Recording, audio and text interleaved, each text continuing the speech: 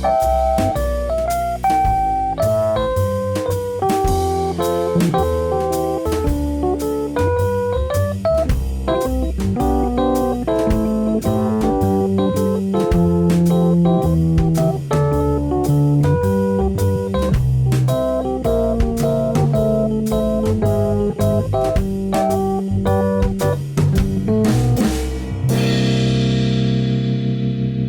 Marino Show. Hey everyone, welcome to The Marino Show. I'm your host, David Marino. Today, I'm excited to have my guest. I'm speaking with Chris Shern. He's an actor, filmmaker, and musician. His film, Evil Lurks, is currently streaming on Tubi. He's part of the band Invisible Cartoons, and he's working on a new film called Vic Effects. Chris, thank you so much for being with me today. How you doing, man? I'm doing great. And we were talking a little before the interview. I actually watched your film Evil Lurks on Tubi, and it's really trippy. And I'm a huge horror movie nerd. I just love horror film. And I really respect the indie film world. So I really loved what you did with that film. For those who haven't seen it yet, can you tell me about it and just kind of give our viewers an example of what they'll see if they go and watch it? Yes. Evil Lurks is about a woman named Kimberly, played by Amanda Winston. Kimberly is a woman who's been through a lot in her life. So, in hopes to unlock certain things that's going on in her past, she goes to a group therapy session, and the therapist, played by myself, the therapist named Harold, kind of likes, kind of singled her out from the therapy session to kind of like work with her on the things that's happened in her past and what she can try to unlock, to kind of open up about things that happened. But unfortunately, Harold is possessed by a dark entity known as the Shush Man. So a lot of crazy things happen within the movie, and as he's getting to know Kimberly and going through these different sessions, a lot of things start unlocking into her mind, and a lot of chaos ensues, and a lot of strange things happen. So that's all. Make long story short, just it's a psychological. People would say art house horror film that's pretty much about a woman's mind and things that's going on in it.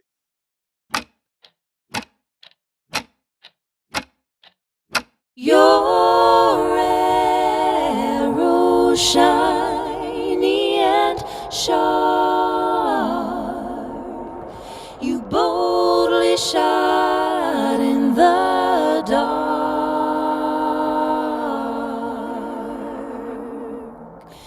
singing like a meadowlark.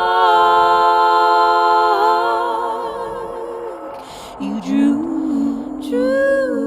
back your bow, your arrow flew too soon under a blood moon.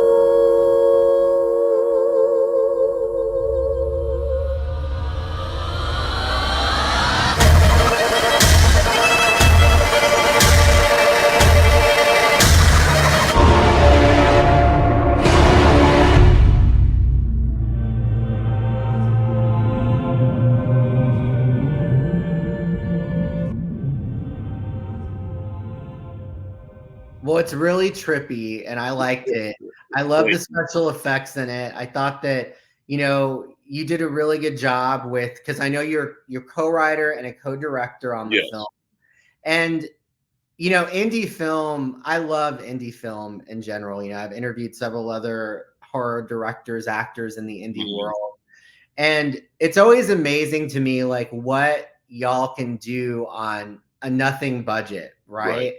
And for you, is that part of the love of doing it? Because I know it's kind of I would imagine that on the one end, it's great because you have all this control over what you want to do. Right. But on the other end, it's like having to really be resourceful. What do you love about the indie film world, and specifically making Evil Lurks? Well, I think for me, To answer one part of the question, I do love the freedom of being an independent filmmaker. Kind of the horror genre, I feel like that's one of the main genres you can really do a lot of different things with. You can put comedy, you can put drama, you can put action, and squeeze it into, and you can put that in different genres. But with horror, it just seemed like it fits in some way, and you can put all these crazy trippy elements as well. So I like the freedom of it. I mean, I think we all as filmmakers want a little bit more money in our pockets to make our movies and have the freedom. I think what helps us is the technology that we have, the resource that we have now compared to what we had 20, 25 years ago. So anyone can really make a movie. I mean, we can make a movie with our phones and all this other good stuff.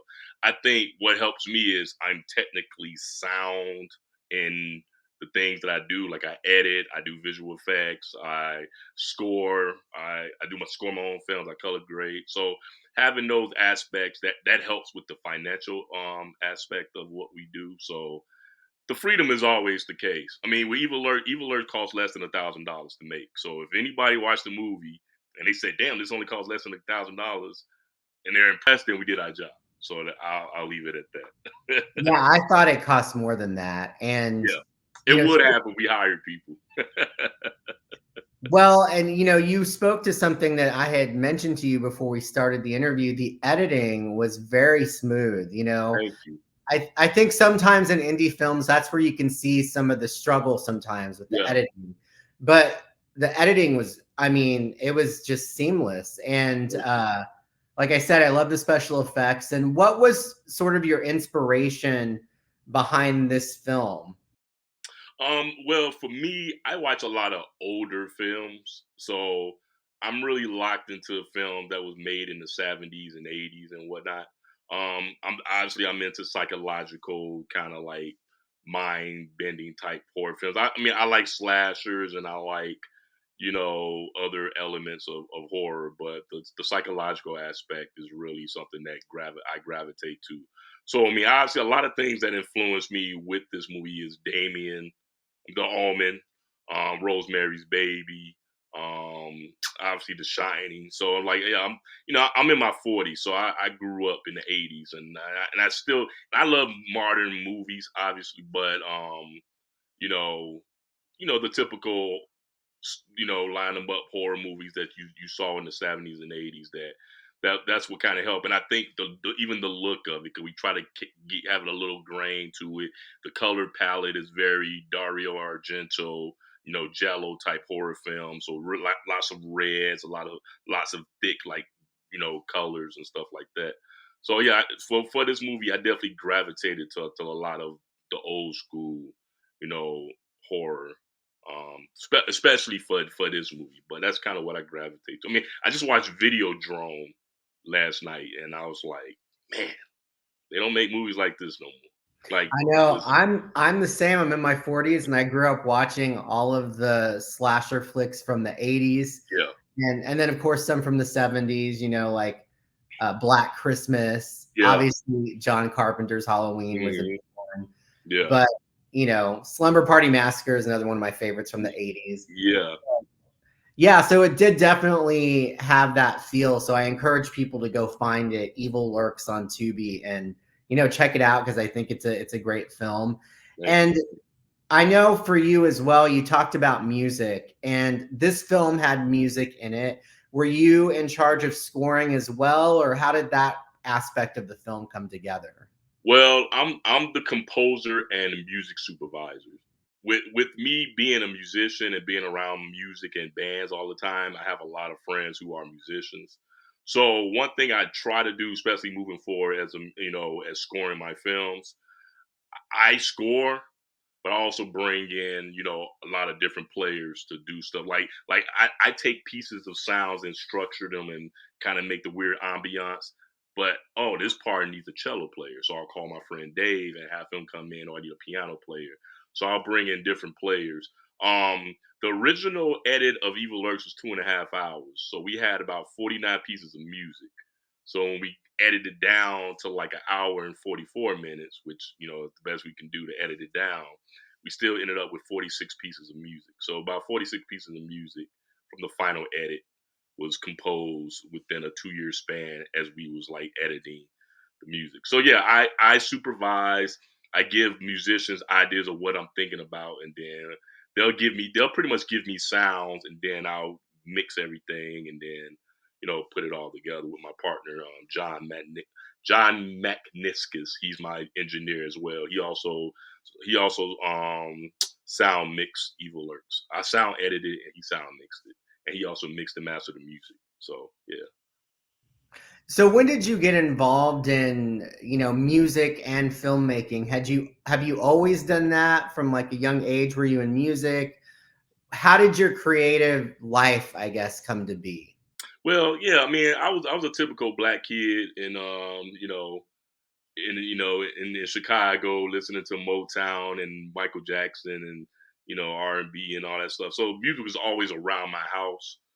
My brothers were they were artists, in their own right and whatnot. So I was so we was we had fun dancing, have a good time. So we was always trying to entertain each other. I was into Michael Jackson, so I used to do Michael Jackson impersonation. So I was that kid that always I was in church and church choirs and stuff like that. So I've always gravitated to like music, and then with film.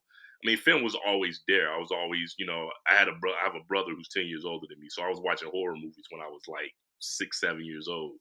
So they was around. So um, I didn't really get serious about music until I was like in my teens, and then I kind of like got locked in with that. And then with movies, I've always been into movies, and I wrote my first short film when I was 2009. I wrote my first short film, like like a buddy comedy type thing. It's it's somewhere on the internet, but yeah, I've always been locked in. I think around 2016, that's when I really because I started getting into video editing.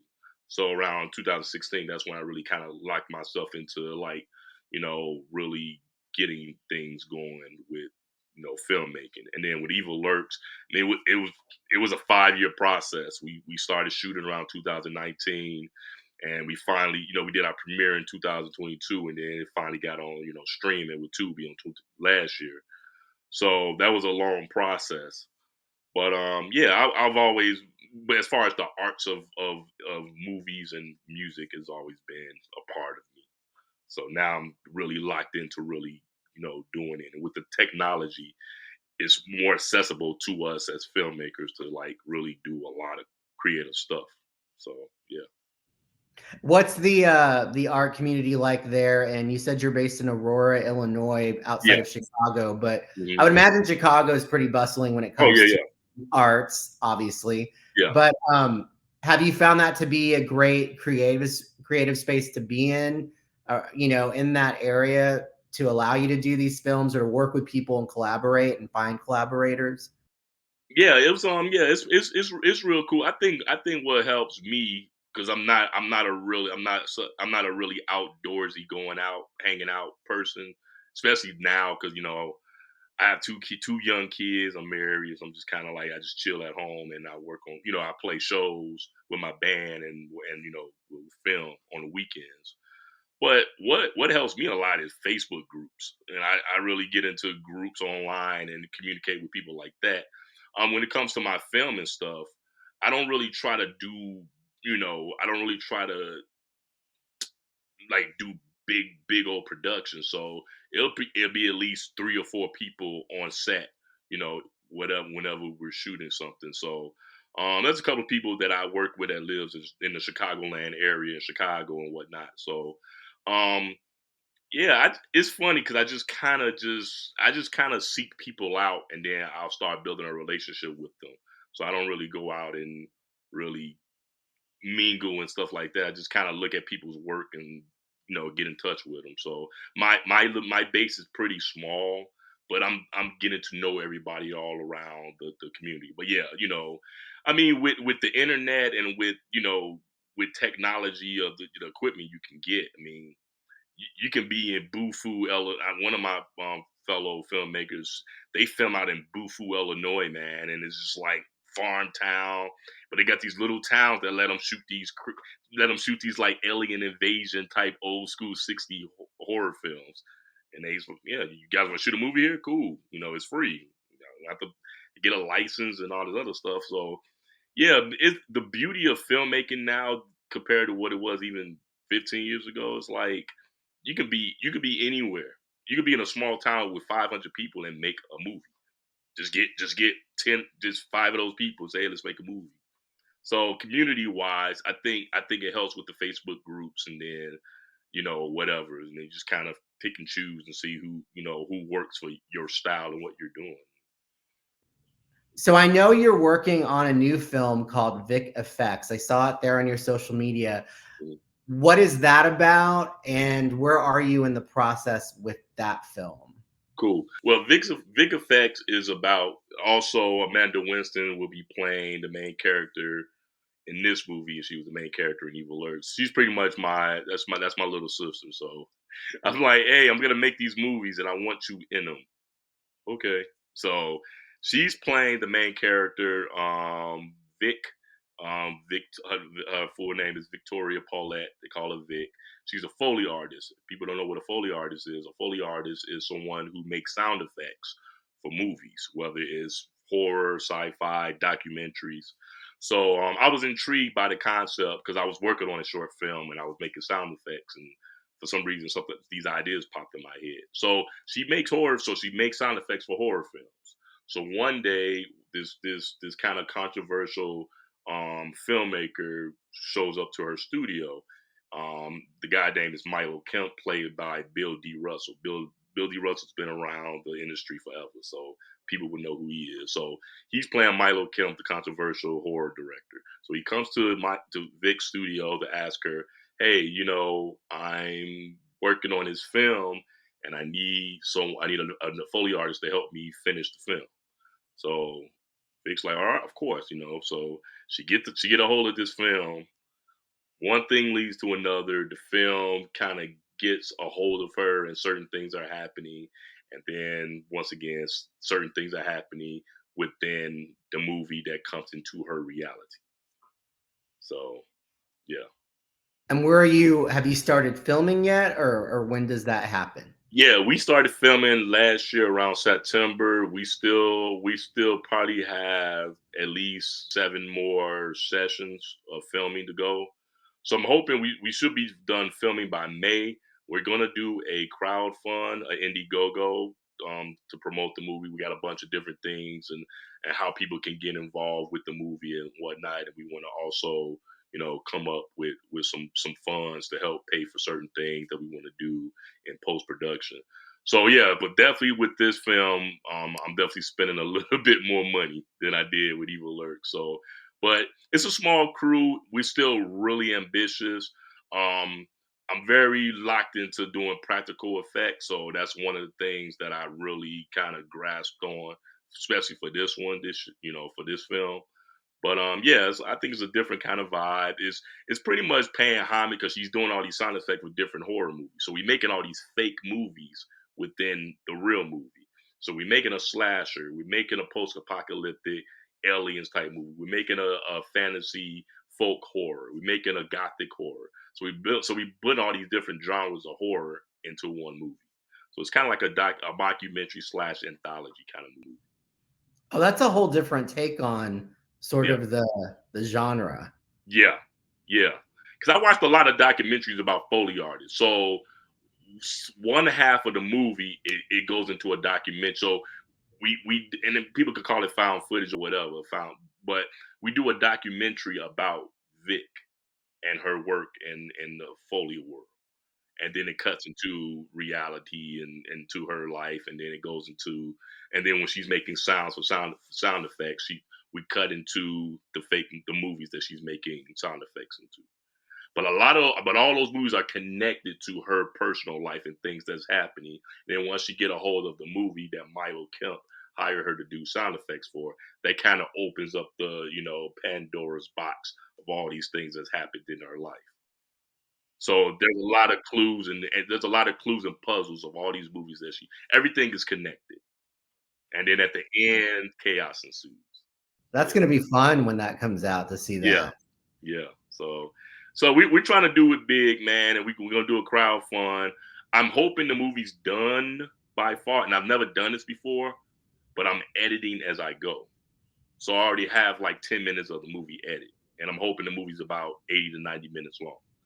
So I already have 10 minutes of footage edit.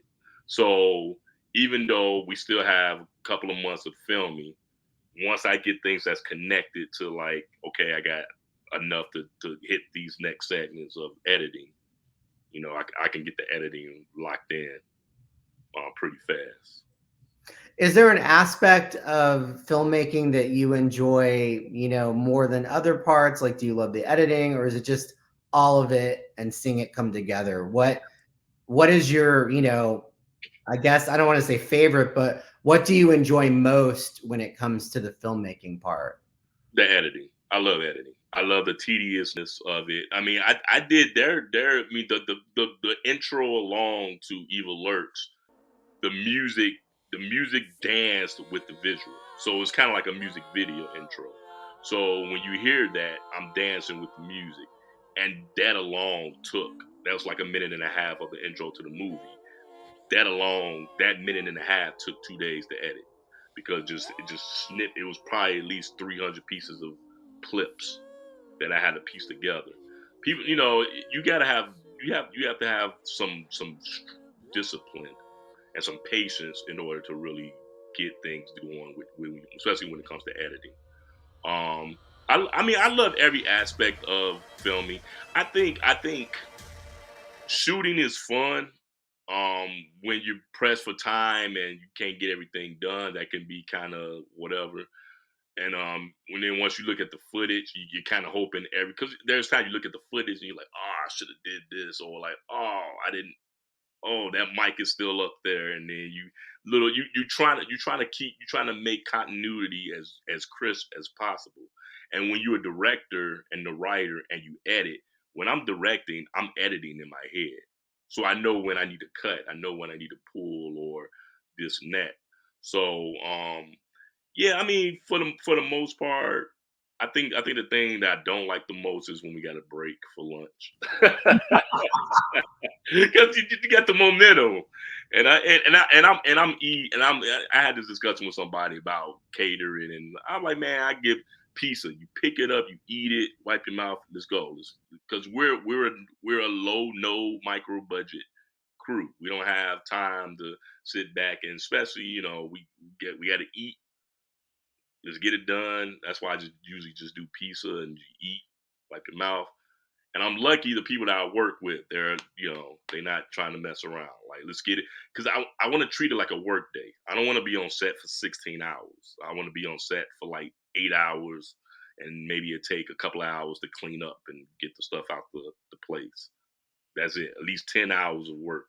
That's like a work day. So, but yeah, directing, even though I'm a sound guy, sound could be kind of, got to make sure that's on point because sometimes that can get weird. But the cool thing about working on this movie, most of the movie takes place in a recording studio.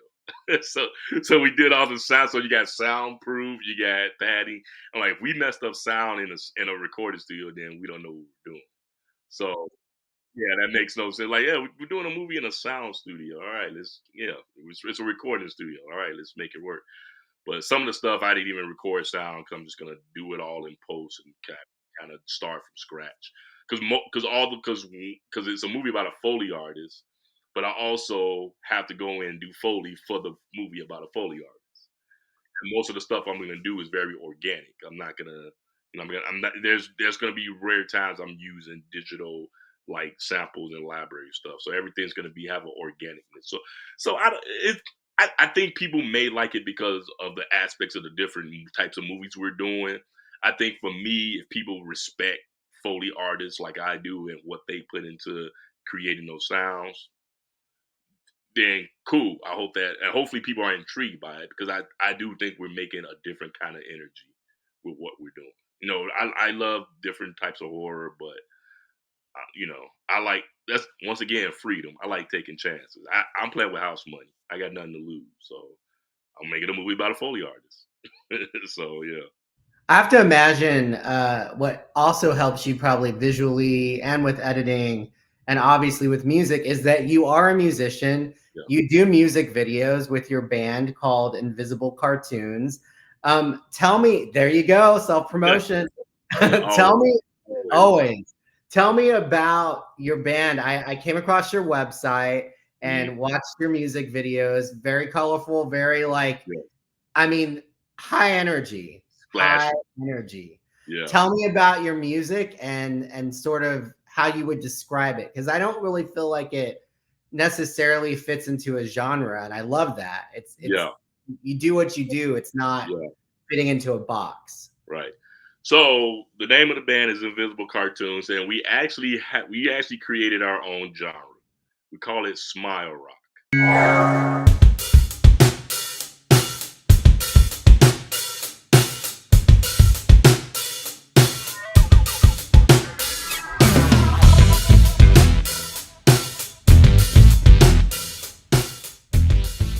So Smile Rock is very upbeat. So I can say Smile Rock is the mix between rock and soul and funk and ska and hip hop and electronic music, and soul music and a little bit of gospel stuff. So it's like I can say all that to people, but I don't feel like it. So I just say we're Smile Rock. We're a Smile Rock band. So when we tell people we're Smile Rock, they come to our show. They say, "Man, I was smiling the whole time." Exactly. That's the whole point. Smile Rock. So we're definitely into intergalactic, space kind of stuff. So I like our last album, Space Cat. So very like very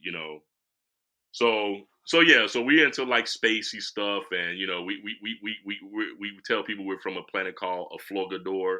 The G is silent. That's the name of the planet. So we got so this next album that we're working on is going to be called Sci-Fi Disco Carnival. So it's kind of like a concept album, but it's pretty much welcome to the Sci-Fi Disco Carnival. So we kind of created a lot of our influence and what we want to do with the artwork was based on the movie. Have you ever heard the movie Metropolis? Black Yes, and yeah, white movie? yeah. Yeah. So we took a lot of that colors. We took a lot of that, not colors, black and white. We took a lot of that imagery and created this atmosphere to what we're trying to do with the next album. So yeah, very, very very funky and fun and positive. But our whole vibe is very like we're like we call ourselves the new Parliament as far as like our energy and the way we dress and how we present. Man, if you could book us a show out there, man, in Texas, man, we'll come out. Austin's a great place Oh, for oh, me. Austin's the that's one of my bucket lists. I would love to go out there and play in Austin. Yeah, I will we'll talk after this. Yeah, Awesome. Austin is a great well, they call it the music capital of Yeah, Texas, you yeah. know. So yeah, definitely. And what's it like doing shows? I did see like you have shows that are coming up, but Mhm. you guys have like a pretty good following, at least in that area that you play.